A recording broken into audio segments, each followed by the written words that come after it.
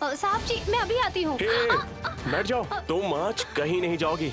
मेरे साथ बैठकर पूरी पिक्चर देखनी है तुम्हें। अरे क्या है साहब जी, मैंने गैस पर सब्जी रखी है, वो जल जाएगी तो क्या करूँगी? जाके बंद करके आती हूँ।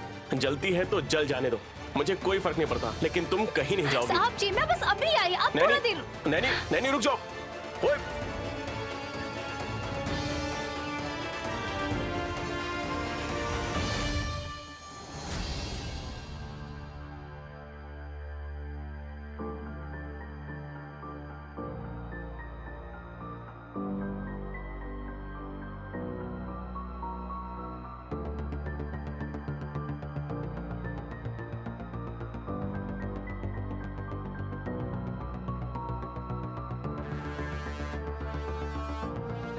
हे भगवान, हॉल में कोई नहीं है। यही सही मौका है।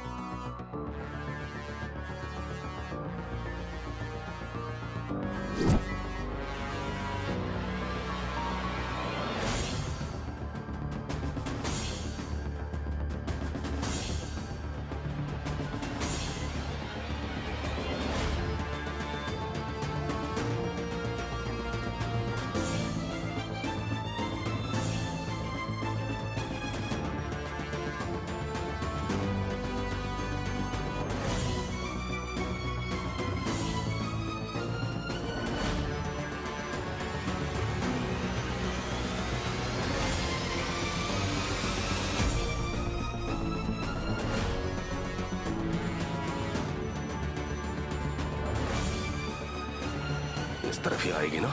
आने दो, आने दो। आने के बाद यहाँ पैर रखेगी और गिर जाएगी, फिर जोर जोर से चिल्लाने लगेगी। हाथ टूटेगा या पैर टूटेगा वो भगवान को ही पता होगा।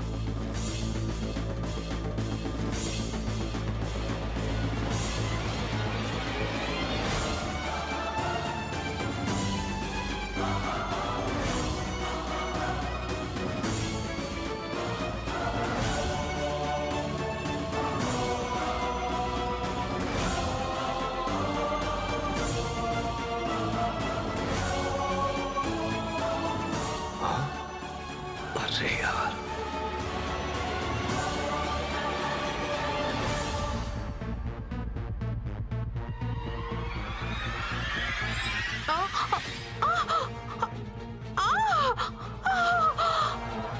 प्लान अच्छे से वर्कआउट हुआ है। विशाल, बेटा विशाल, विशाल, यहाँ आओ ना विशाल। विशाल, माँ, माँ क्या हुआ? माँ, माँ, माँ क्या हुआ आपको? सीढ़ियों के पास तेल गिरा हुआ था, मैंने देखा नहीं बेटा। अरे माँ, माँ उठ जाइए। उठिए। अरे अरे दीदी, उठ जाइए माँ। अरे दीदी, ये कैसे हो गया? अरे क्या हुआ दीदी? दीदी आराम से, दीदी आराम से, आराम से उठो दीदी। क्या हुआ दीदी? सासू माँ, पता नहीं क्या हो गया दीदी को। शरीर में क्या क्या टूटा होगा अभी। हाँ हाँ मामा जी, आप जो भी बोल रहे हैं सच है, कुछ तो टूटा ही होगा। अब हमें व्हीलचेयर पर ही नहीं देखना होगा हमेशा के लिए। अरे हासनी बेटी, ऐसे वक्त पर तुम ऐसी चीजें क्यों बोलती हो? अगर तथास्तु देवी सुनेगी तो तथास्तु बोल देगी ना। दीदी आराम से, आराम से, आराम से।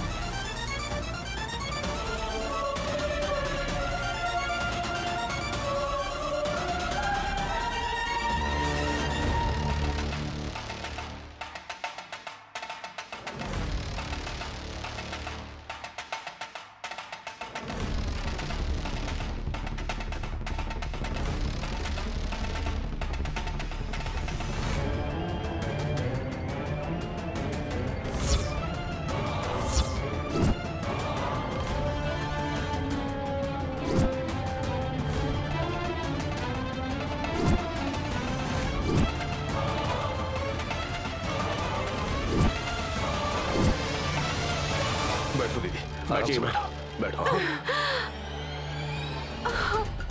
माँ देखने दीजिए।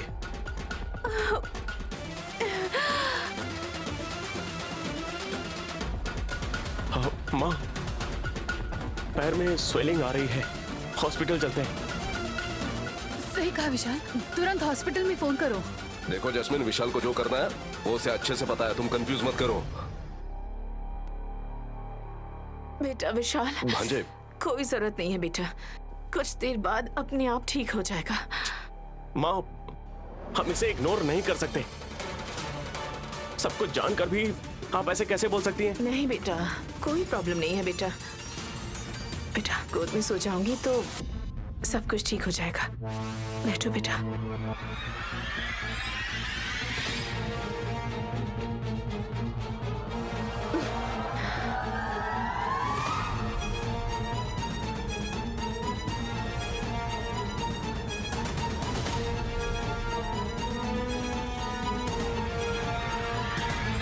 तुम इतने प्यार से मेरे सिर पर हाथ सहलाते हो तो मुझे बहुत अच्छा लगता है।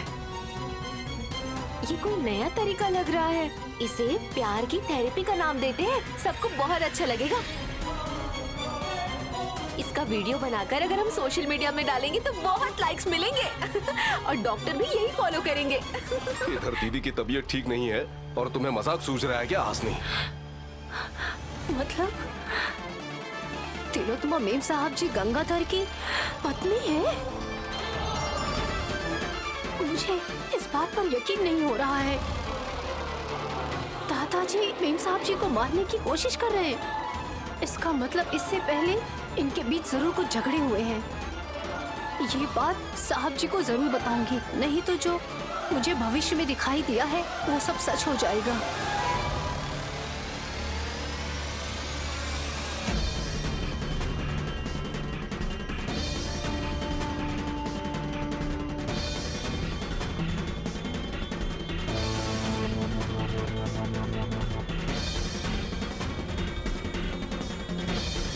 बहन, तेल गिरा है, संभल कर आना।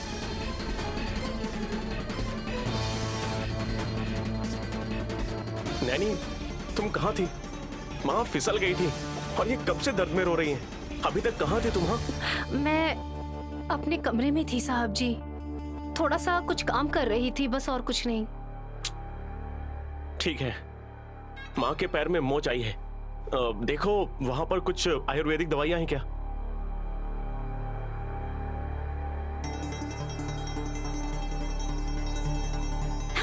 आओ ना बहन, एक बार सासू माँ को तुम देख लो। एकदम से सासू माँ ठीक हो जानी चाहिए या दूसरी हड्डी भी टूट जानी चाहिए। अरे आप ऐसा क्यों बोल रही हैं? आ जाओ, तुम देखोगी तो वो ठीक हो जाएंगी एकदम से। हाँ आओ नैनी।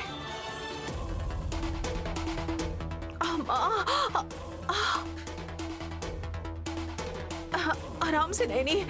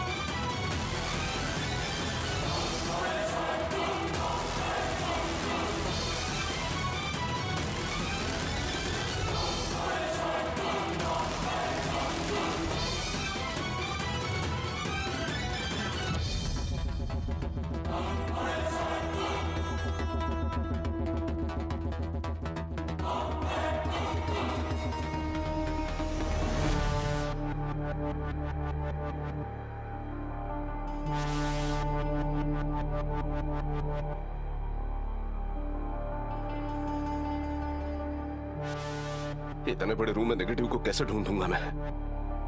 और ढूंढने से पहले कोई आ जाएगा तो मेरा खेल खत्म हो जाएगा। ये क्या चल रहा है? लाइट भी चालू नहीं है, स्विच बोर्ड किधर है? क्या करूं इस वक्त? मेरा ये बड़ा टास्क है। अच्छा हुआ इस टेंशन में ये टॉर्च लाइट तो अच्छे से मिल गया। हे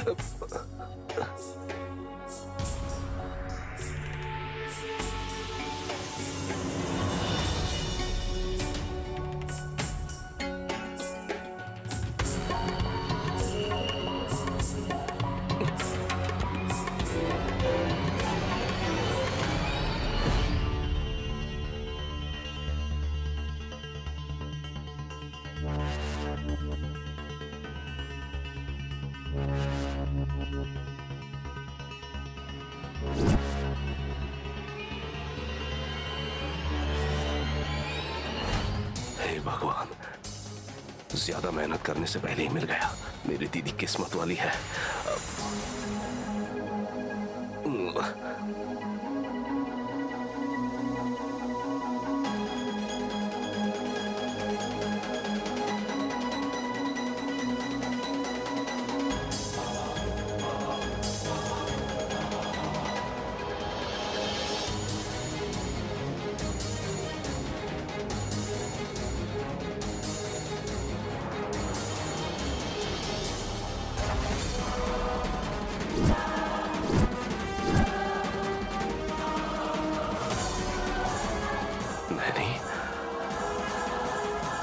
मैंने सोचा था तुम गांव की लड़की हो, लेकिन तुम बहुत होशियार हो। तुम्हें अब सच पता चल गया है। ये बात दीदी को पता चलेगी तो तुम्हें जिंदा नहीं छोड़ेगी। मुझे एक काम करना होगा। ये बात अभी के अभी दीदी को जाकर मुझे बतानी ही पड़ेगी। अपने पता नहीं दीदी अब क्या करने वाली है। हाँ।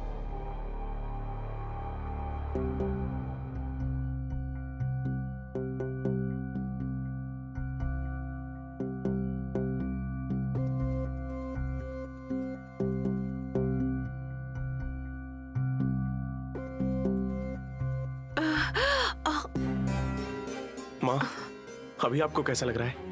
अब थोड़ा सा बेटर लग रहा है बेटा। थोड़ा आराम करूंगी तो ठीक हो जाएगा। आराम से उठिए माँ, आराम से। माँ देखिए, अब आप घर का कोई भी काम मत कीजिएगा। आप घर पे आराम से रेस्ट करो। वैसे भी वो घर पर कौन सा काम करती है विशाल, जो रेस्ट करेंगी? तुम कुछ भी कहते हो। भाभी, अरे सॉरी, मैं तो मन में कह रही थी। ठीक है विशाल, मैं जाकर थोड़ा आराम करती हूँ बेटा। ठीक है, चलिए माँ। आओ दीदी, आराम से आओ।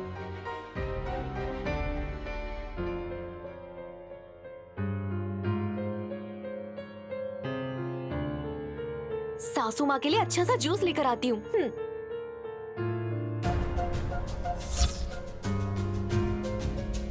यहाँ पर तेल कैसे गिर गया? किसी ने जानबूझकर गिराया होगा शायद।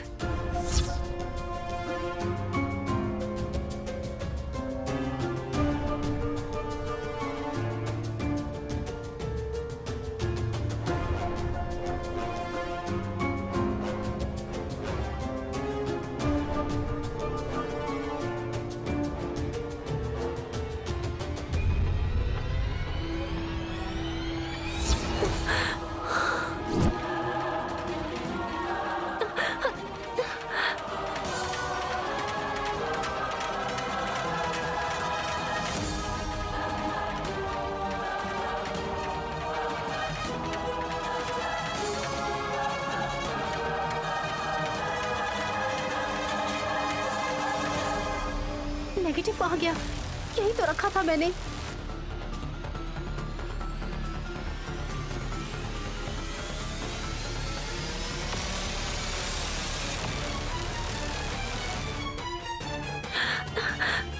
कहाँ रख दिया मैंने? वहां पर मेम साहब जी गिरी और हम सब वहां पर थे। इतने में कोई यहाँ पर आया और उसने नेगेटिव चुरा लिया। इसका मतलब ये सब सोच समझ कर किया गया था। नहीं तो फिर क्या होगा? ये सब क्या हो रहा है? मुझे पता लगाना होगा।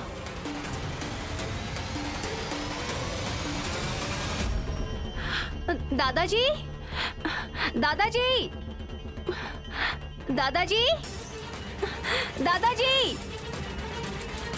क्या हुआ नैनी बेटी, इतने गुस्से में क्यों लग रही हो? रहूंगी ना। मैं आपकी मदद कर रही हूँ, लेकिन आप मुझसे सारी बातें छुपा रहे हैं। मैं आप पर दया करके आपको इस घर में लेकर आई, लेकिन आप यहाँ पर आकर क्या करने की कोशिश कर रहे हैं? अपनी ही बीवी को मारने की कोशिश।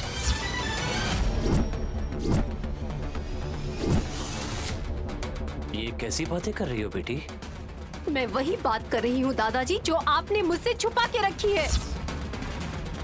आपके सगे बेटे आपकी आंखों के सामने घूम रहे हैं, लेकिन उन्हें बुलाकर आपने कभी बात भी नहीं की उनसे। आपकी पत्नी को पता ना चले इसलिए आपने अपना रूप बदल लिया है। ये सब आखिर आप क्यों कर रहे हैं? मैं आप पर भरोसा करती हूँ दादाजी, फिर भी आपने मुझे नहीं बताया।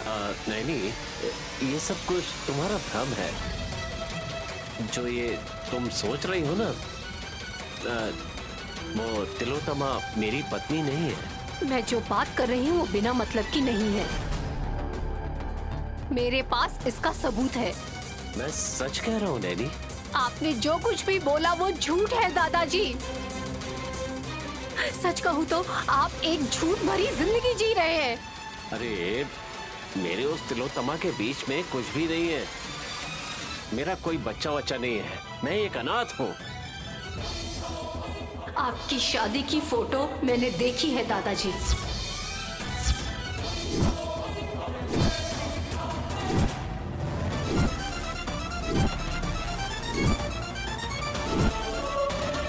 आपके पास तिलोत्तमा मेम साहब जी शादी के कपड़े में खड़ी हैं और गले में माला है। मैं झूठ कह रही हूँ, बताइए। आप तिलोत्तमा मेम साहब जी को क्यों मारना चाह रहे थे? खुद की ही पत्नी को मारने के लिए आपके अंदर इतना गुस्सा आखिर कैसे है दादाजी? इस वक्त मैं तुम्हें कुछ नहीं बता पाऊंगा। अभी मैं जो भी बोलूंगा उससे हर किसी को तकलीफ पहुंचेगी। तुम्हारी जान को भी खतरा है बेटी, इसलिए इस बात को फिलहाल यहीं भूल जाओ। सब पता चल गया, इसलिए आप मुझे मारने की धमकी दे रहे हैं दादाजी? अरे मैं ऐसा नहीं बोल रहा हूँ नैनी। तुम मुझे गलत समझ रही हो। आपके बारे में सब कुछ जानने के बाद भी मैंने अभी तक साहब जी को कुछ भी नहीं बताया। इतने दिनों से अपने अंदर सारी बातें मैंने कितनी मुश्किल से छुपा कर रखी हैं, लेकिन आपको तो इन सब से फर्क ही नहीं पड़ता। नैनी बेटी, तुमने मेरी जान बचाई थी और मैं तुम्हें मारना चाहूंगा? ये तुम क्या बोल रही हो नैनी? मुझ पर हत्या का आरोप है, लेकिन मैं निर्दोष हूं। जिसने मुझे बचाया उसे मारने की सोचूं इतना गया गुजरा इंसान नहीं है ये गंगाधर। तो फिर बताइए दादाजी, आप मेम साहब जी को क्यों मारना चाहते हैं? मुझे माफ कर देना बेटा, ये सब अभी मैं नहीं बता सकता। अगर बताऊंगा तो ये घर परेशानी में पड़ जाएगा, और इस समय मैं ऐसा नहीं चाहता हूं बेटी। इससे अच्छा होगा कि मैं इस घर को ही छोड़कर चला जाऊं। आपने पहले ही सोच लिया है कि मैं कुछ नहीं बताऊंगा, या फिर मुझे कुछ समझ ही नहीं आएगा। ठीक है, मत बताइए, लेकिन इस बात को मैं नहीं छोड़ूंगी दादाजी। तिलोत्तमा मेम साहब जी को आप ही मारने वाले हैं, ये मुझे पता चल गया है, और आप ही मेम साहब जी के पति भी हैं। मुझे ये भी पता चल गया है, लेकिन तिलोत्तमा मेम साहब जी को आप क्यों मारना चाहते हैं ये नहीं जानती। आप मुझे ये कैसे नहीं बताते हैं ये मैं भी देखूंगी अब, लेकिन पता जरूर लगाऊंगी। आप ये मत समझिएगा कि मैं छोड़ दूंगी।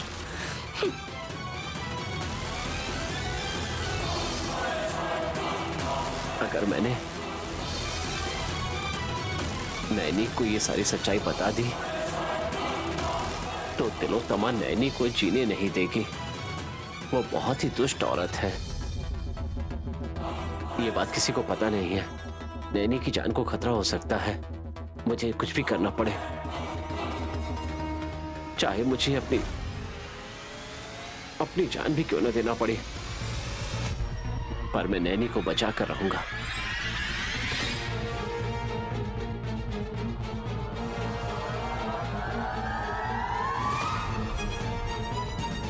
परशु, उस नेगेटिव में क्या है, उस नैनी ने देखा तो जरूर होगा ना? हाँ बिल्कुल दीदी, मैं जब वहां गया था तो नेगेटिव के बाजू में ही टॉर्च लाइट रखी हुई थी। इसका मतलब उस नेगेटिव में क्या है वो नैनी ने जरूर देखा होगा। 16 साल पहले उस बात को छुपाया था और अब हमें छोड़कर किसी तीसरे को पता चल गया। वो तीसरा इंसान जिंदा नहीं रहना चाहिए। उसका खेल हमें खत्म करना होगा, इससे पहले कि वो हमारे लिए खतरा बने। क्या बात कर रही हो दीदी आप? अगर नैनी को कुछ हो जाएगा तो सबसे ज्यादा प्रॉब्लम हम ही होगी। वो नैनी सब कुछ छोड़कर अगर पुरानी तिलोत्तमा को देखना चाहती है तो फिर तो उसे दिखाना ही पड़ेगा ना। उसकी सासू माँ को हमने जहाँ भेजा है उसे भी वहीं भेजना होगा परशु।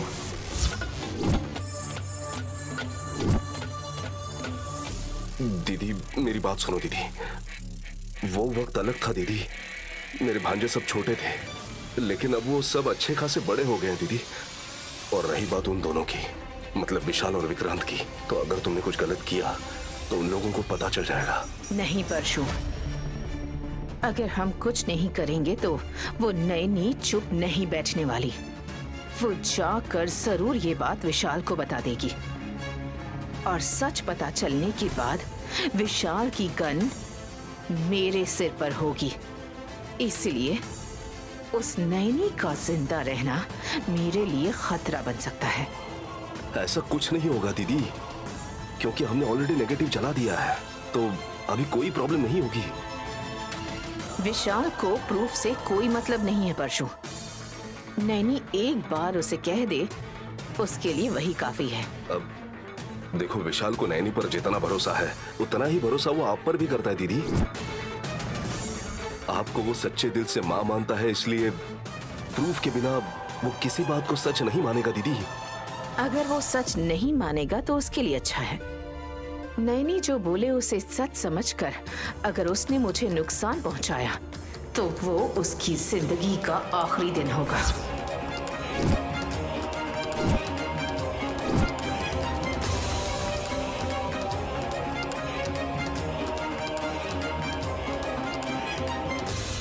दीदी इस तिलोत्तमा के रास्ते में जो भी आएगा उसकी मौत तो निश्चित है, क्योंकि ये तिलोत्तमा उसे जिंदा नहीं छोड़ेगी। उस नैनी ने एक सोते हुए सांप की पूंछ पर पैर रखा है, तो मैं उसे डसे बिना छोड़ दूंगी क्या? बताती हूँ कि इस तिलोत्तमा को अगर गुस्सा आ जाए तो ये क्या कर सकती है।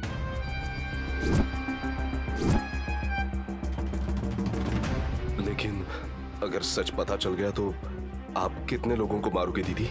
जो भी रास्ते में आएगा मार डालूंगी मैं। मुझे अपना हक, अधिकार और जायदाद चाहिए। उसे पाने के लिए मैं कुछ भी कर सकती हूँ परशु। मैं एक एक सीढ़ी चढ़कर इतनी मुश्किल से आगे आई हूँ। उस कामयाबी को हासिल किए बिना तो नहीं रहूंगी। और अचानक से वो नैनी आकर मुझे डसना चाहती है। नैनी, तुम्हें तो जिंदा नहीं छोड़ूंगी मैं।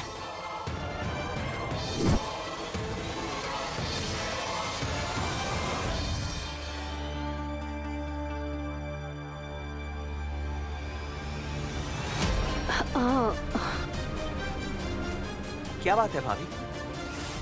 कुछ नहीं छोटे साहब जी, मुझे आपसे एक जरूरी बात करनी थी। हाँ बोलिए ना। आपके पिताजी के बारे में। पिताजी के बारे में? हाँ छोटे साहब जी, आपको आपके पिताजी के बारे में कुछ पता है क्या? ये मुझसे क्यों पूछ रही हो भाभी? मेरे पिताजी के बारे में मुझसे ज्यादा तो आप जानती हो। भाभी आप ही तो उन्हें क्या क्या चाहिए उनके पास में रहकर ही उनकी सेवा कर रही हैं। ये क्या, छोटे साहब जी को कहीं पता तो नहीं चल गया और अब वो मुझे उस बारे में कुछ बताना नहीं चाहते? किस बारे में सोच रही हैं भाभी? मैं जो बता रहा हूँ वो सच ही तो है ना? अरे मुझे कैसे पता चलेगा छोटे साहब जी?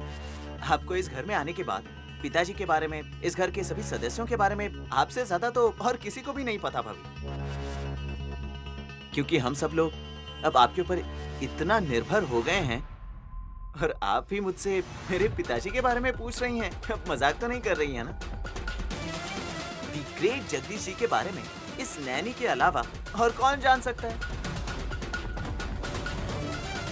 वो मुझे कैसे पता चलेगा छोटे साहब जी? इसीलिए तो मैं आपसे पूछने आई थी यहाँ पर। हाँ समझ गया भाभी। और आप किसके बारे में पूछ रही थी? मैं जो पूछ रही हूँ ना वो बड़े साहब जी के बारे में नहीं है छोटे साहब जी। मैं जो पूछ रही हूँ वो किसी और के बारे में है। मुझे उनके बारे में तो कुछ नहीं पता। जब से मैंने जन्म लिया है मेरे लिए मेरे पिता जगदीश जी ही हैं। मेरी जो भी यादें हैं सारी उन्हीं से जुड़ी हुई हैं। मतलब आप अपने सगे पिताजी के बारे में कुछ भी नहीं जानते हैं छोटे साहब जी? नहीं भाभी, सच कहूँ तो मुझे तो उनका चेहरा भी याद नहीं है। और माँ ने भी कभी उनके बारे में बताने की कोशिश ही नहीं की। मैंने भी कभी उनसे पूछा नहीं। और वैसे भी आप उनके बारे में क्यों पूछ रही हो भाभी? वो क्या है ना दीदी? कि क्या बात है? विक्रांत जी से आप यहाँ क्या बात कर रही हैं? ऐसी कोई बात नहीं है सुमन, मैं चलती हूँ।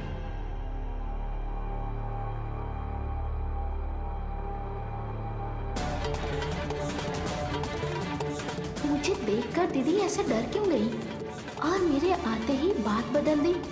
मेरे खिलाफ विक्रांत जी से कुछ बोल रही थी क्या? ठीक है, मैं भी बताती हूँ।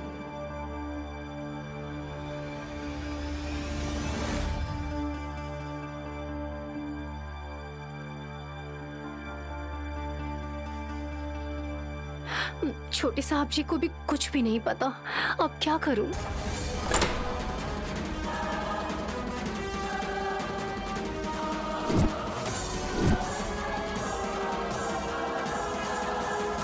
क्या कर रही हो दीदी? मैं क्या कर रही हूँ सुमन? आप फिर से हम दोनों के बीच में झगड़ा लगाने की कोशिश कर रही हैं। मेरी चुगली करने के लिए आप विक्रांत जी के पास गई थी ना दीदी? मेरे घर संसार में आग लगा के आपको क्या मिलेगा?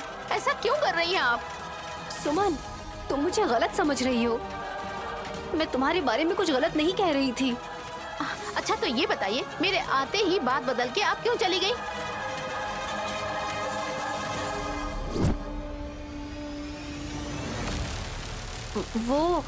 वो क्या है ना कि मैं देखिए कैसे जुबान अटक रही है। मतलब आप उनसे मेरे बारे में ही चुगली कर रही थी ना? क्यों दीदी, आप इतनी क्यों बदल गई? मैं आपसे छोटी हूँ, आपकी छोटी बहन हूँ। आप मुझसे इतनी नफरत क्यों करती हैं? तुम मुझे बस गलत समझ रही हो। मुझे आपकी कोई बात नहीं सुननी। आप यही चाहती है ना कि मैं विक्रांत जी से अलग हो जाऊं? हम दोनों अलग हो जाएंगे तो आप और जीजा जी अकेले इस घर में खुशी खुशी रहिएगा, यही चाहती है ना? ऐसी बात नहीं है सुमन, तुम मुझे बस गलत समझ रही हो। तुम मेरी बहन हो, तुम्हारा घर क्यों उजाड़ूंगी मैं? पर आप उजाड़ रही हैं दीदी, क्योंकि अब मैं भी आपके बराबर में आ गई हूँ ना। ये सब आपसे बर्दाश्त नहीं हो रहा है। ऐसी बातें मत करो तुम, मैं बर्दाश्त नहीं कर पाऊंगी। कब से आप मेरे घर गृहस्थी में आग लगाने की कोशिश कर रही हैं दीदी, और ऊपर से मुझे ही ज्ञान देती हैं। छी छी। अगर आपकी वजह से विक्रांत जी मुझसे दूर हो गए ना तो मैं अपनी जान ले लूंगी।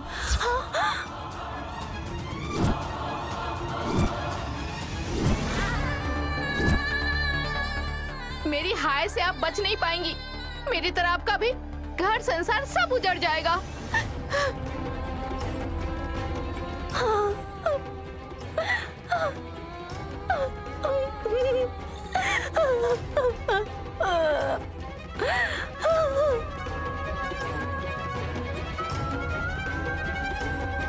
अरे नैनी, क्या हुआ? देखा ना शिवा, वो कैसी कैसी बातें बोलकर चली गई। उसका घर उजाड़ रही हूँ मैं, ये इल्जाम लगा रही है। मैं तो चाहती हूँ कि उसकी जिंदगी बन जाए, और उसके लिए मैं क्या क्या कोशिश कर रही हूँ ये तो तुम भी देख रहे हो ना शिवा। ऐसे में मुझ पे ऐसे इल्जाम लगा के क्या क्या बोलकर चली गई। आखिर में मेरा घर भी उजड़ जाए, ये श्राप देकर गई है वो। मैं क्या करूं शिवा? अरे दुखी मत हो नैनी, जब आंखों पर पट्टी पड़ जाए तो कुछ भी करो वो बुरा ही नजर आता है, और एक बार आंखों से पट्टी हट जाए तो फिर सब कुछ सामने आ जाएगा, और तब तक तुम्हें अपने दिल को तसल्ली देनी होगी। अभी तुम्हें उसकी बातों को लेकर दुखी होने का वक्त नहीं है। तुम जिसके लिए लड़ रही हो उसके बारे में सोचो और कोई हल निकालने की कोशिश करो। हाँ शिवा, तुम सच कह रहे हो। उसके बारे में पहले पूरी जानकारी निकालकर इस मुसीबत से बाहर निकलना होगा। मुझे जो सपना आया है वो सच नहीं होना चाहिए। साहब जी को किसी भी हाल में जेल नहीं जाने दूंगी। तुम अकेली हो ऐसा मत समझो, तुम अपने पति का साथ लो। जो घटनाएं घट रही हैं, वो उनको अच्छे से समझाओ, तभी तो विशाल बाबू तुम्हारे साथ आएंगे, और तभी तुम समस्याओं का समाधान निकाल पाओगी नैनी। अब सोचो मत। तुम सच बोल रहे हो शिवा। जब तक मैं साहब जी के साथ मिलकर नहीं रहूंगी ये समस्या नहीं हटेगी। मैं अभी जाकर साहब जी को सब सच बता देती हूँ।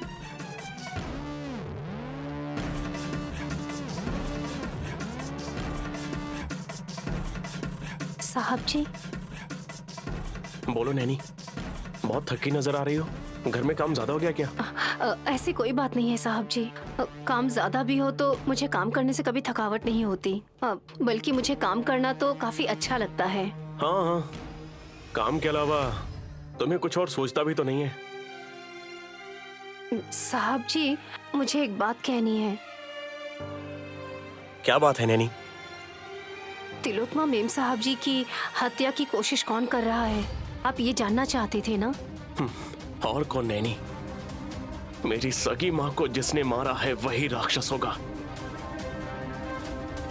मेरी माँ को मारकर बचपन में ही मेरे माँ के प्यार को मुझसे दूर कर दिया।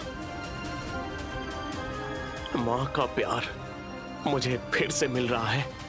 तिलोत्तमा माँ का, वो अब उन्हें भी मारना चाहता है। उसने मेरे से दुश्मनी ली या फिर उसका कोई दूसरा ही मकसद है, यही मैं सोच रहा हूँ। हो सकता है आप जो सोच रहे हैं वो सही हो, पर मुझे एक और संदेह है साहब जी। क्या है नैनी? ये सिर्फ मेरा एक अंदाजा हो सकता है, ये सच है, मैं ऐसा नहीं कह रही हूँ साहब जी। मेम साहब जी के पहले पति हैं ना, मुझे लगता है वो तिलोत्तमा मेम साहब जी की हत्या करने की कोशिश कर रहे हैं।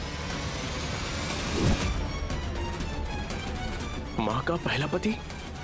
हाँ साहब जी। लेकिन माँ का पहला पति तो कब का मर चुका है नैनी, वो भी एक्सीडेंट में, तुम्हें भी तो पता है। मरने की सिर्फ खबर मिली है, पर कभी किसी ने उनकी लाश नहीं देखी साहब जी। मतलब वो अभी तक जिंदा है, ये कहना चाहती हो? मेरी बस एक छोटी सी सोच है साहब जी। बस सिर्फ एक सोच पर हम किसी निर्णय पर नहीं आ सकते नैनी। आप जो बोल रहे हैं वो सही हो सकता है, सिर्फ एक सोच पर हम आगे कदम नहीं बढ़ा सकते। पर जो ये हत्या का प्रयत्न हो रहा है, अगर हमें इसे रोकना है तो कहीं ना कहीं से हमें इसकी शुरुआत तो करनी ही होगी। ये हत्या का प्रयत्न कौन कर रहा है ये जानने के लिए। तभी तो हम मेम साहब जी की जान बचा पाएंगे। तुम जो बोल रहे हो वो ठीक है नैनी। तुम्हारे दिल ने आवाज दी है तो लगता है वो जरूर सच ही होगा, पर शुरुआत कहाँ से करें ये समझ नहीं आ रहा है मुझे। हाँ तुम ही बताओ कैसे शुरुआत करेंगे तो अच्छा रहेगा। हम एक काम करते हैं, हम पुलिस को इन्फॉर्म कर देते हैं, वो सब कुछ संभाल लेंगे। अरे बाप रे, ये तो पुलिस के बारे में बात कर रहे हैं। पुलिस ने अगर इस बात में दखल दिया तो मेरा देखा हुआ सपना सच हो सकता है। कहीं ऐसा ना हो कि साहब जी की जान पर आ जाए और बड़े साहब जी जेल चले जाएं। नहीं नहीं, ऐसा नहीं होना चाहिए। अरे नैनी क्या सोच रही हो? मैं जो कह रहा हूँ वो सही है कि नहीं? पुलिस कंप्लेंट करे तो सब कुछ ठीक हो जाएगा। नहीं साहब जी, उस इंसान को सब सच पता चल जाएगा कि हम पुलिस के पास चले गए हैं और अचानक से कभी भी गायब होकर हम पर कहीं से भी हमला कर सकता है। फिर इसका हम क्या सोल्यूशन निकालेंगे नैनी? हाँ अगर तुम्हारे पास कोई आइडिया है तो बताओ। अगर इससे बाहर निकलना है तो एक ही रास्ता है इसका साहब जी। कौन सा रास्ता? सीधे जाकर मेम साहब जी से ही जाकर पूछ लेते हैं कि आपके पहले पति जिंदा है या फिर मर गए। नैनी तुम पागल हो गई हो क्या? ऐसे पूछेंगे तो माँ को तकलीफ नहीं होगी?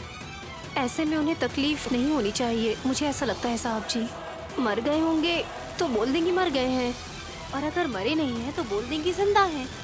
इस बारे में बात करने से मेरे ख्याल से उन्हें तकलीफ नहीं होनी चाहिए। माँ ने इससे पहले भी उनका पति मर चुका है ये बता चुकी हैं। अगर हम फिर से पूछेंगे तो उन्हें लगेगा कि हम उन पर शक कर रहे हैं। ऐसा नहीं है साहब जी, अब हमारे पास इसके अलावा अब और कोई दूसरा रास्ता नहीं है साहब जी। किसी की जान को खतरा है तो दवा देते हैं, ये वैसा ही है।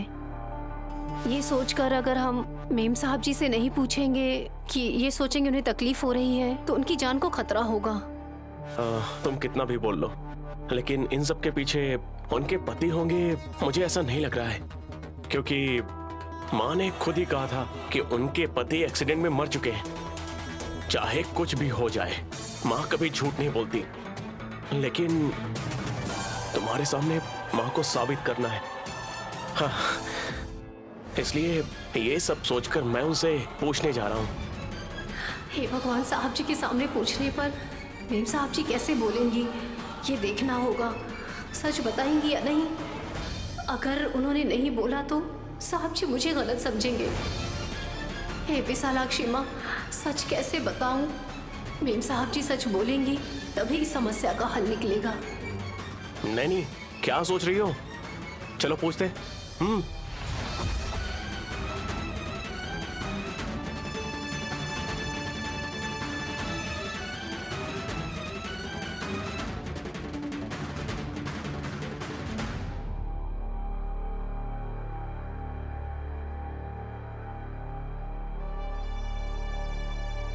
घर में इतनी शांति है, दिल में एक अलग सी धक धक है। ये कौन सी सुनामी आने वाली है? दीदी, आपको कैसा लग रहा है? मैं समझ गया दीदी। दीदी, क्या नैनी ने विशाल को सब बात बता दी होगी? आज तक आप जो बोलती थी उस पर यकीन करता था, लेकिन नैनी के आने के बाद उसी की बात मानने लगा है।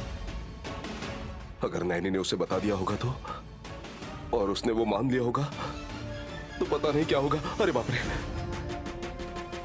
ऐसा सोचकर ही दिल की धड़कनें रुक रही है। दीदी प्लीज कुछ करो ना दीदी, प्लीज। कर लीजिए।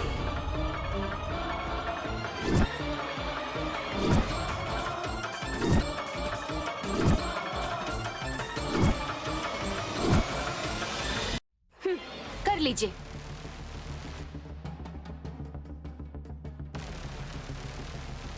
जो भी सोच रहे हैं वो कर लीजिए आप लोग, पर जो भी सोच रहे हैं ना वो एकदम से मैं तो बिल्कुल भी करने वाली नहीं हूँ। अरे हासनी बेटी, मुझे क्या करने के लिए बोल रही हो और तुम क्या करने वाली नहीं हो? ऐसे ही मैं फुल टेंशन में हूँ और तुम्हारी कंफ्यूज कॉमेडी क्या है? मुझे क्या पता, आप लोग ही सोच रहे हैं।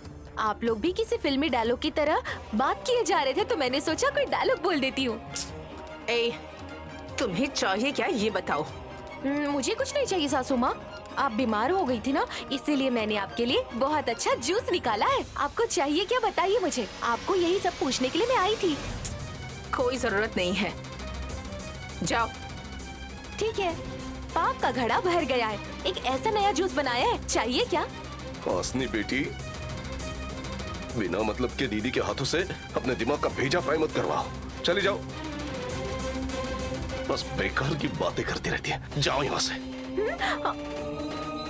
मामा जी, जल्दी ही आपके पाप का घड़ा भर जाएगा। मैं आपको श्राप देती हूँ, श्राप है, श्राप है। एक थप्पड़ लगाऊंगी ना।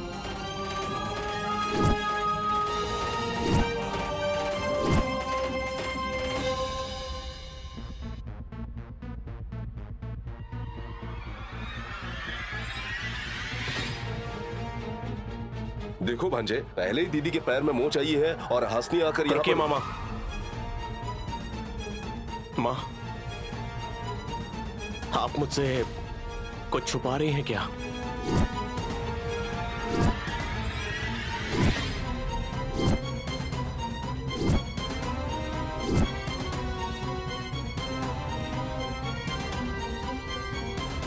तुमसे छुपाने के लिए मेरे पास ऐसा कौन सा सीक्रेट हो सकता है बेटा? हाँ भांजे, दीदी तो एक खुली किताब है। सॉरी माँ, मैं ऐसे पूछ रहा हूँ आपसे। आपके पहले पति मर गए हैं ऐसा आपने कहा था ना, उस बारे में मुझे सच पता होना चाहिए।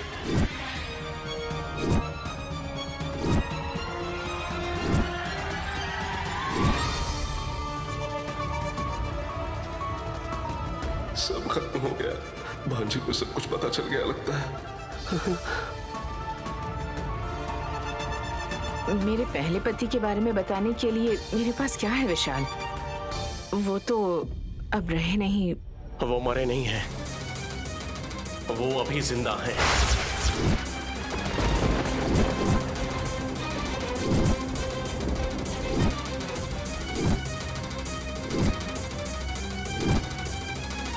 जो इंसान मर गया है वो जिंदा कैसे हो सकता है विशाल?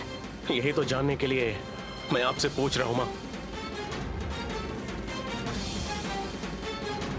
अब तक मैं सोच रहा था कि मेरी माँ मुझसे कभी भी कुछ भी छुपाती नहीं है, लेकिन आप भी मुझसे कुछ बातें मुझसे छुपा रही हैं। मतलब मुझे विश्वास नहीं हो रहा है माँ। बेटा, तुम मुझ पर शक कर रहे हो विशाल? मैं नहीं माँ, नैनी।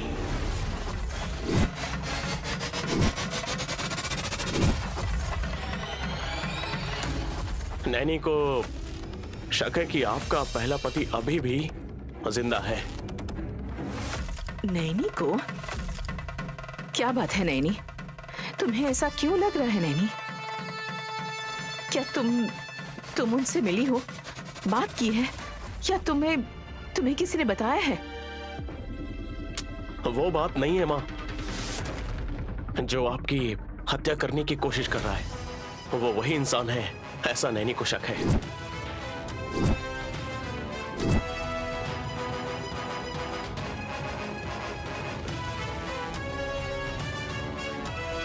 शक भी ऐसा होना चाहिए जिस पर यकीन किया जा सके। नैनी को लगता है कोई बुरा सपना आया होगा विशाल, और उसे सच समझकर उसने तुम्हें बता दिया। नैनी ने कहा और तुमने आंख बंद करके विश्वास कर लिया और मुझसे पूछने चले आए। यही बात है ना? आखिर इस माँ पर तुम इस तरह से शक कैसे कर सकते हो? बोलो विशाल। माँ प्लीज माँ, दुखी मत होइए। नैनी को सिर्फ शक था। शक होगा बेटा, शक होगा।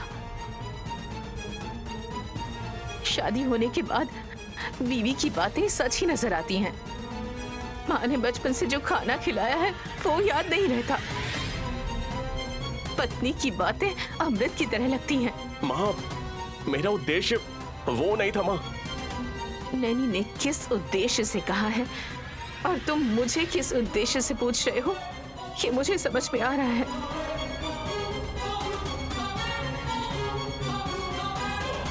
मेरे पति जिंदा हैं तो मैंने तुम्हारे पापा से शादी क्यों की? तुम्हारी माँ बनने का नाटक क्यों किया? तुम्हारे पिता के करीब क्यों आई? तुमसे ज्यादा और तुम्हारे पिता से ज्यादा ये जायदाद मेरे लिए इम्पोर्टेंट है। तुम्हें ऐसा लगता है ना? जवाब दो। अरे दीदी, लगता है टेंशन में तुम्हारा दिमाग खराब हो गया है। अरे तुम ही सारी सच्चाई बता रही हो। माँ, मैं ऐसी बातें कैसे बोल सकता हूँ? क्या आपका प्यार मुझे पता नहीं है? हाँ, मैं कहीं मर न जाऊं ऐसा सोचकर आपने जहर वाला दूध पिया था। जब मैं छोटा था तब आपने अपनी जान पर खेलकर 3 बार मुझे बचाया था माँ। कोई बात नहीं विशाल, तुम मुझे इस घर से माँ। निकालो। इससे अच्छा है कि मैं ही खुद ये घर छोड़कर चली जाऊं। कम से कम इस घर में मेरी इज्जत तो बनी रहेगी। मेम साहब जी, हमारा उद्देश्य आपका दिल दुखाना बिल्कुल नहीं था। बस ये एक बात आई थी मन में, आपको हमें कैसे भी बचाना है। तुम्हें ऐसा क्यों लग रहा है नैनी? हाँ, इस घर में जो घटनाएं हो रही हैं, वही सब सोचकर मुझे ऐसा लगा मेम साहब जी। तुम ज्यादा मत सोचो।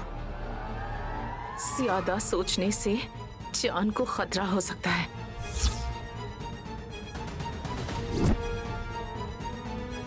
दीदी का मतलब है ज्यादा सोचने से बीपी बढ़ जाता है।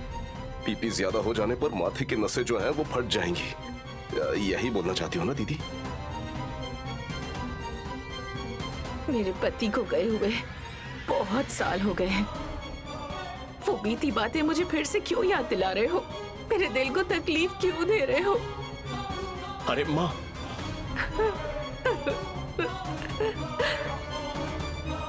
वो तो कब से मर गए हैं। हर साल तो आप उनका पिंडदान बरसी तो नहीं करती है ना?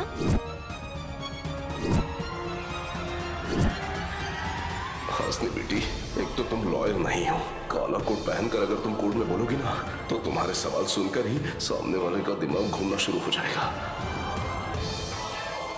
अगर अच्छा इंसान होता तो मैं उसे भूल नहीं पाती। फिर से शादी नहीं करती मैं। उसकी यादों में जिंदगी बिता देती। पर वो इंसान के रूप में राक्षस था। उसने क्या गलत काम नहीं किया? मुझ पर और मेरे बच्चों पर कितना अत्याचार किया। हाँ विशाल, मेरी बहन ने जिंदगी में जो तकलीफें देखी है ना, मैं भी उन्हें बर्दाश्त नहीं कर सकता। उसे याद करती हूँ तो मेरे बदन में जैसे आग लग जाती है। आधी रात को जब उसकी याद आती है तो मैं डर के मारे उठकर बैठ जाती हूँ। भांजी, चुप हो जाओ दीदी, चुप हो जाओ। क्या करोगी तुम? सब हमारी किस्मत में लिखा है। माँ प्लीज माँ, आई एम वेरी सॉरी। मुझे माफ कर दीजिए। अगर मुझे पता होता कि आपको इतनी तकलीफ होगी तो मैं आपसे पूछता ही नहीं। माँ, माँ प्लीज माँ। दीदी, भांजे ने यकीन कर लिया है। यकीन तो दिलाना ही पड़ेगा ना, तुम्हारी बहन हूँ आखिर। तिलोत्तमा, पैसे के लिए तुमने मुझे जेल भेज दिया, सबके सामने मुझे अपराधी बना दिया, आखिर में मार भी दिया, और अब विशाल बाबू के सामने मुझे राक्षस बनाकर पेश कर रही हो। हाँ, इतना बड़ा राक्षस था वो। मुझे एक बार देखने का दिल कर रहा है। फोटो है तो दिखाइए ना सासू माँ।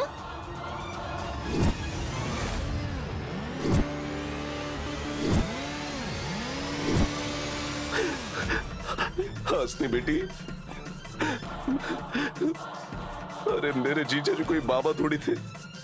अगर सुबह उठकर देखने लायक होते तो शायद उन्हें छुपा कर रखते। राक्षस था वो। मेरी बहन ने उसके सारे फोटोज कब के जला डाले।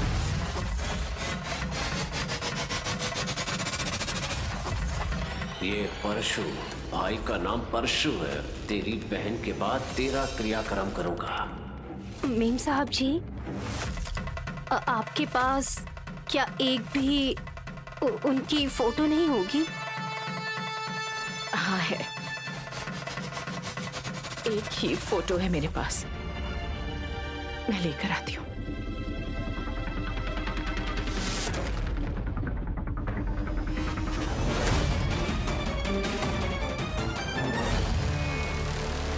ये कौन सा ट्विस्ट है? क्या कर रही हो दीदी? कुछ तो आइडिया दिया करो। एकदम फ्लैट गेम नहीं खेलना चाहिए ऐसे।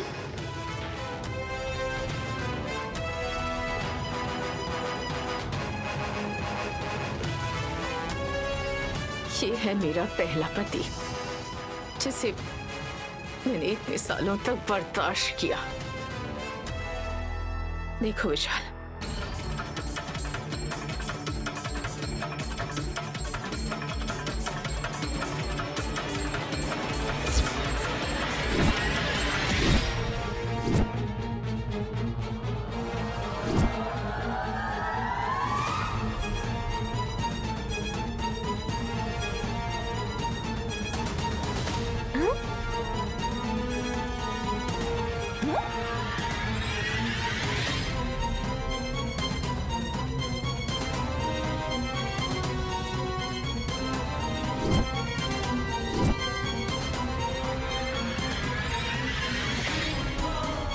ये तो दिखने में बहुत शरीफ आदमी लग रहे हैं।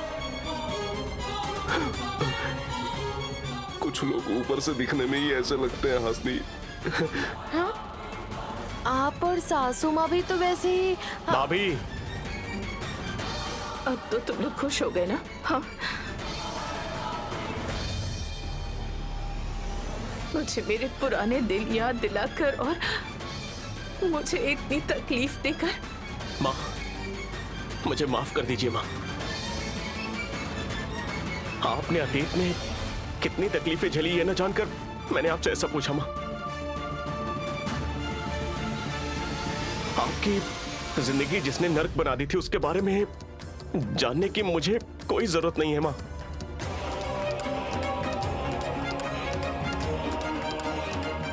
नैनी, अब तुम्हें समझ आ गया ना?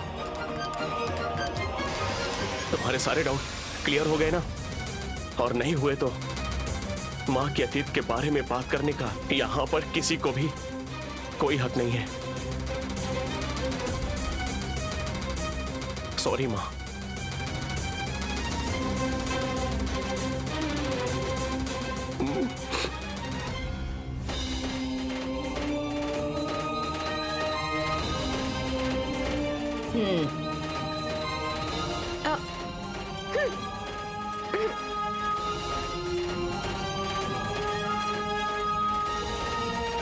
दीदी, दीदी, ये फोटो क्या है दीदी? मैंने ही क्रिएट की है। जब नैनी के हाथ में नेगेटिव चला गया था तभी मुझे समझ में आ गया था कि ये सिचुएशन फेस करनी पड़ेगी हमें। इसलिए मैंने पहले से ये फोटो बना कर रखी थी। अरे तुमने जिंदगी में ही पति को बदल दिया, लेकिन मैं भी बहुत बड़ा पागल हूँ जो फोटो बदलने के बारे में सोचा ही नहीं। वो बात तो सही है, लेकिन इस फोटो में जो बकरा है वो कौन है? तुम्हारी मदद करने के लिए शायद पैदा हुआ है। अरे कोई कोरोना में मर गया था। बाप रे बाप। अरे इसकी फोटो तुम्हें कहाँ से मिल गई? पेपर में आई थी परसों। जो मर गया है वो वापस नहीं आएगा, इसलिए मैंने अपने ड्रामे में इसे यूज कर लिया।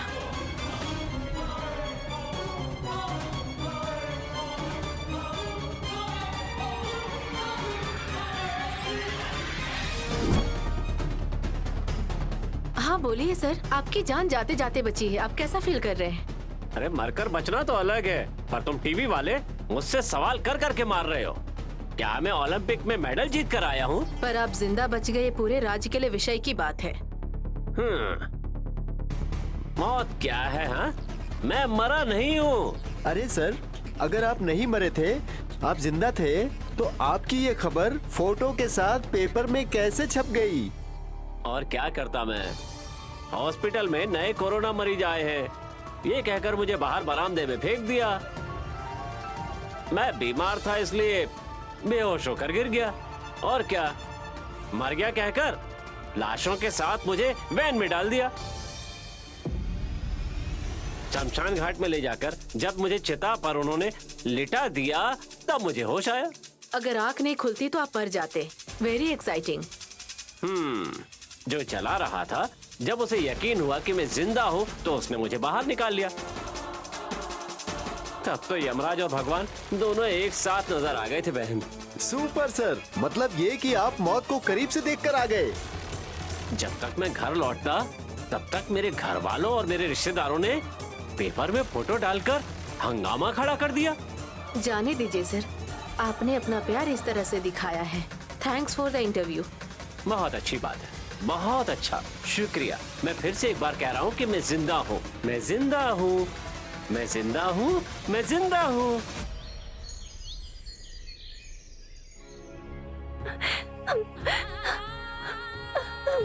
मेम साहब जी ने फोटो बदल दी। मैंने जैसे सोचा था कि उनके पति जिंदा है, पर मेम साहब जी भी वो बात मानने के लिए तैयार नहीं हो रही हैं। और मेम साहब जी क्यों अपने जिंदा पति को छुपाना चाह रही है पता नहीं। उनका चेहरा वैसे भी सामने नजर नहीं आ रहा है। मैं उन पर शक क्यों कर रही हूँ मुझे नहीं पता। साहब जी मेरे ऊपर बहुत गुस्सा हुए और मेम साहब जी को भी बिना मतलब इतना दुखी किया। अब क्या करूँ? साहब जी की सुरक्षा मेरे लिए बहुत जरूरी है। अब साहब जी भी मुझसे बात नहीं कर रहे हैं।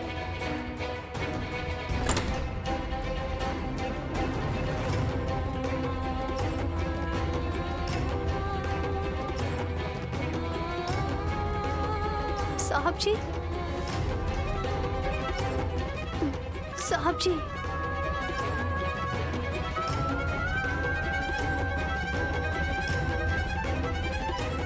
आप बात क्यों नहीं कर रहे हैं साहब जी? आप ऐसे चुप रहेंगे मैं नहीं सह पाऊंगी। आप मुझसे बात नहीं करेंगे तो मुझे बहुत तकलीफ होगी। हमारे बीच में ऐसी खामोशी न रहे, इसीलिए मैंने पहले ही कहा था कि माँ से उनके पहले पति के बारे में नहीं पूछते हैं। अब देखा ना तुमने, माँ कैसे तकलीफ में आ गई। अब तुम खुश हो ना? यहाँ पर सबको सब कुछ पता है नैनी। जब नहीं पता है और जिसको पता है तो उसकी बातें सुननी चाहिए नैनी। हम जो सोच रहे हैं वो सच है, ऐसा सोचकर अगर हम सामने से पूछने जाएंगे तो दुख ही पहुंचेगा नैनी। मुझे माफ कर दीजिए साहब जी। मेम साहब जी को इस बात से इतनी तकलीफ होगी, अगर पता होता तो मैं ऐसा कभी करने की नहीं सोचती। जिंदा है या नहीं बस यही बता देती तो बात वही खत्म कर देते, ऐसा सोचा था। पर बात इतनी आगे चली जाएगी ऐसा मैंने सोचा भी नहीं था। हाँ, तुम्हारे लिए वो बात बहुत ही नॉर्मल हो सकती है, लेकिन माँ के लिए वो बात बहुत ही तकलीफ देने वाली होती है। हाँ, दुख पहुंचाती उन्हें। माँ उस इंसान के साथ पता नहीं कितनी तकलीफें झेली हैं, इसलिए उस चीज को याद करके उसके बारे में सुन के उन्हें बहुत तकलीफ हो रही थी। हाँ ना साहब जी, मैंने भी इस बात पर गौर किया है। वो कुछ बताने में हिचकिचा रही थी, हमसे छुपाने की कोशिश कर रही थी। जरूर ऐसी कोई बात है जो वो नहीं बताना चाहती। हमसे छुपाने वाली कौन सी बात हो सकती है नैनी? मैं ये बोलना चाहती हूँ कि उनको जिस बात की तकलीफ है वो उसे छुपाना चाहती हैं। अगर वो बात पता चल जाए तो मेम साहब जी की तकलीफ थोड़ी सी हम कम कर सकते हैं ना। जो कुछ भी हो, आपने मेरी खातिर मेम साहब जी से पूछा, उसके लिए आपका बहुत बहुत धन्यवाद साहब जी। माँ के बारे में तुम जो भी निर्णय ले रही हो वो तुम मेरी नजर से देखकर सोचा करो नैनी। ठीक है साहब जी, ऐसी गलती नहीं करूंगी और इस बात का मैं हमेशा ध्यान रखूंगी। अब से मेम साहब जी को और आपको कोई तकलीफ नहीं होने दूंगी। हाँ, मेरे लिए तुम और माँ दोनों अलग अलग नहीं हो नैनी। तुम दोनों मेरे लिए मेरी दो आंखें हो। किसी भी आंख से आंसू आए तकलीफ तो मुझे ही होगी ना। हाँ, तुम दोनों में से किसी को भी तकलीफ हुई तो दर्द तो मुझे ही होगा। इसलिए माँ को किसी बात का दुख पहुंचे वैसा कोई काम मत करो नैनी।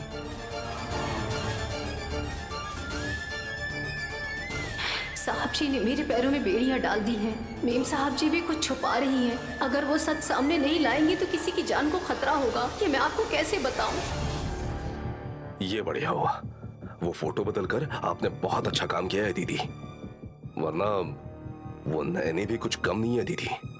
जैसे वो उस गंगाधर को पकड़ कर लाई, वैसे ही एक दिन जीजा जी को भी पकड़ कर ले आती। तुम जो कह रहे हो बिल्कुल सही है परशु। वो नैनी अगर चूहा बिल में घुस जाए तो उसे बाहर कैसे निकालना है ये अच्छी तरह से जानती है। उस नैनी से हमें अलर्ट रहना होगा। दीदी, आप नैनी से डर रही हो क्या? छे, मैं उससे क्यों डरूंगी परशु? मेरा नाम तिलोत्तमा है, उसे कुचल कर फेंक दूंगी। और एक नेगेटिव के मिल जाने से वो मेरा क्या बिगाड़ सकती है परशु? जिस घर में मर्डर किया है उसी घर में डेरा डालकर बैठी हूँ। दीदी, नेगेटिव की बात निकली है तो मुझे एक डाउट आया है, क्या मैं पूछ सकता हूँ? मैं मना करूंगी तो पूछोगे नहीं क्या तुम? चलो पूछो। डाउट आया है इसलिए पूछ रहा हूँ, फिर बाद में मत बोलना। अरे कुछ नहीं बोलूंगी, दिमाग खराब मत करो मेरा। अगर नैनी को नेगेटिव मिल गई है तो गंगाधर जीजा जी पर शक हो जाना चाहिए।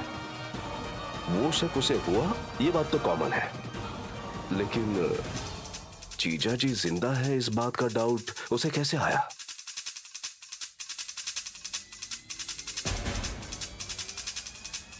इस पॉइंट पर कितना भी सोचने के बाद मुझे कोई लॉजिक ही नहीं मिल रहा दीदी।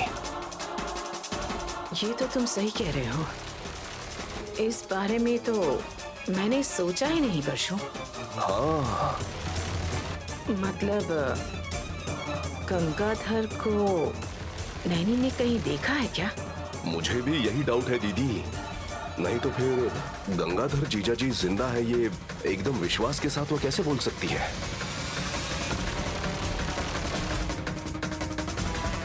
और अगर ये बात सच है तो नैनी से पहले हमें जाकर उस गंगाधर जीजा जी को पकड़ना पड़ेगा दीदी।